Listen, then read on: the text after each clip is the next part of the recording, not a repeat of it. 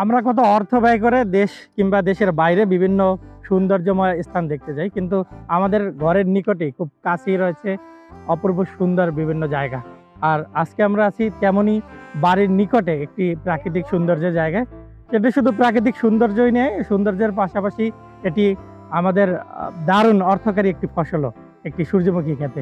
তো এখন আমরা কথা বলবো এই ক্ষেতেরই কর্ণধার একজন চাষি শাকিল ভাইয়ের সাথে। তো চলুন তার সাথে তার অভিজ্ঞতাগুলো শেয়ার করি।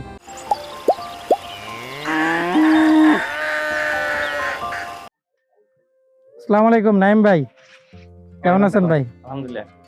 এই পুরো ক্ষেতটা তো আপনার, তাই না? জি ভাই, আলহামদুলিল্লাহ। তো অসাধারণ একটা দৃশ্য। আমরা অনেক সময় অনেক টাকা ব্যয় করে বাংলাদেশের বিভিন্ন প্রান্তে, এমনকি বাংলাদেশের বাইরেও যায়, কিন্তু আমাদের একটু ঘরের পাশে যে এত সুন্দর দৃশ্য হতে পারে তা আপনার এই খেতে না আসলে আর কি বোঝা যেত না। আসলে এটা সূর্যমুখী শুধু একটা ফুলই নয়, এটা একটা মনের ঔষধ আমার যা মনে হয়। হ্যাঁ হ্যাঁ হ্যাঁ, এটা হচ্ছে একটা মনের ঔষধ, মন খারাপের ঔষধ। আপনি তো ভাই গত বছরও এইটা চাষ করছিলেন, হ্যাঁ, গত বছর এইটা নিয়ে আবার এবারও চাষ করলেন। হ্যাঁ। আপনার কি মানে এটা চাষ করতে ভালো লাগে একদম? হ্যাঁ, অবশ্যই ভালো লাগে। এটা ভালো লাগার পিছনে অনেক কারণ আছে, যেটা অর্থনৈতিক হোক বা সামাজিক দৃষ্টিতে হোক বা এন্টারটেইনমেন্টের জন্য হোক, সব দৃষ্টিতেই মানে ভালো নিজের লাগে। বিনোদনের জন্য জিনিসটা খুব ভালো, বিনোদন, তাই না? হ্যাঁ, আমার বলেন, পাবলিক বলেন, সবার আর কি। সবার জন্য এটা ভালো। তো অনেকে তো আসে একটু ভিতরে ঢোকে, ভাঙে টাঙে, এর জন্য হ্যাঁ, মন টন খারাপ হয় না? এটা একটু ক্ষতিকর। অনেকে আসে বিট্টুটাকে ফুল ছেড়ে, এটা একটু ক্ষতিকর। মানে এই তখন খারাপ লাগে আর কি। তখন একটু বেশি খারাপ লাগে যখন একটা গাছের এরকম একটা ফুল ছিঁড়ে নিয়ে যায়। তখন খুব খারাপ সেটা লাগে এটা খুবই ভেবে। খারাপ লাগে, কারণ এটা তো আসলে জনসাধারণের জন্য উন্মুক্ত। সেটা যদি ক্ষতি করা হয় তখন অবশ্যই এটা খারাপ লাগে, কারণ এখান থেকে তো আমি কোনো পাবলিকের কাছ থেকে তো আর কোনো বেনিফিট কোনো নেই। বেনিফিট নেই। হুম। তো দর্শকদের একটা অনুরোধ থাকবে, আপনারা যখনই যে ফুল বাগানে যান না কেন অন্তত ফুল ছিঁড়বেন না। ফুল ছিঁড়বেন না। আরেকটা বিষয় হচ্ছে ভাই, এত চাষাবাদ থাকতে এইটার প্রতি আপনার আগ্রহ আসলো কেন? এটার প্রতি আগ্রহ হচ্ছে দুইটা কারণেই। তার মধ্যে অন্যতম কারণ হচ্ছে যে এটার প্রতি মানুষের ভালোবাসা। এক। দ্বিতীয়ত কারণ হচ্ছে এটা অর্থনৈতিকভাবে কিছুটা মনে করেন লাভবান। কারণ আমাদের এখন যে সিজনটা চলে সেটা তো ঢাল সিজন। এই সিজনটা জমি আবাদি হিসেবেই পড়ে থাকে। সেই অফ সিজনে এখানে কিছু একটা করা, সেটা তো অবশ্যই প্লাস পয়েন্ট। এই তো অর্থনৈতিক বিষয়টা যখন আসলো তখন একটু অর্থনৈতিক প্রশ্নই করি। তো এগুলায় আপনার কত মনে কতটুকু আসে, তেল তেল আসে?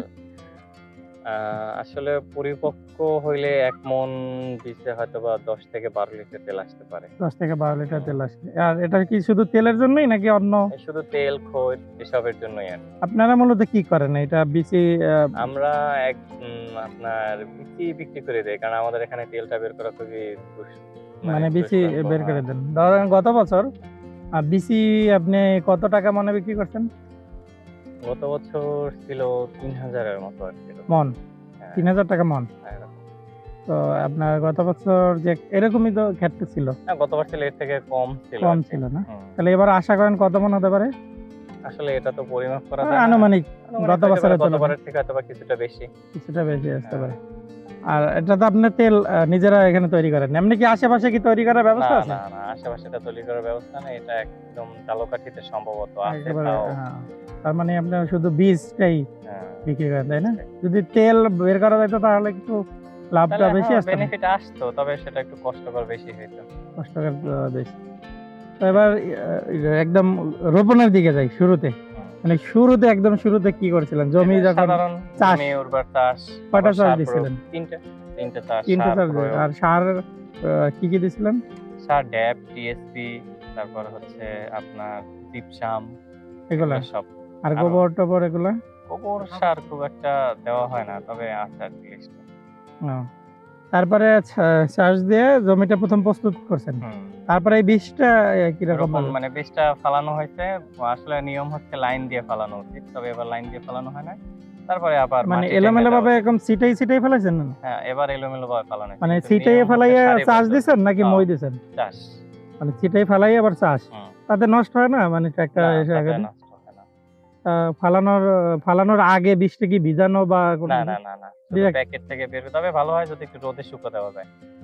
এই বীজটা আপনি কিভাবে পান? এটা কোথা থেকে উপজেলা পান? থেকেই। মানে এটা কৃষি অফিস থেকেই দেওয়া হয়, তাই না? উপজেলা কৃষি অফিস থেকেই এটা আর আসে। আপনার ফালানোর পরে কতদিন পরে চারাটা ওঠে? 5 থেকে 7 দিন। তাটা বেরোয়। ও তখন কি কোনো পোকা বা কিছু আক্রমণ না, করে? না, না পোকা নেই।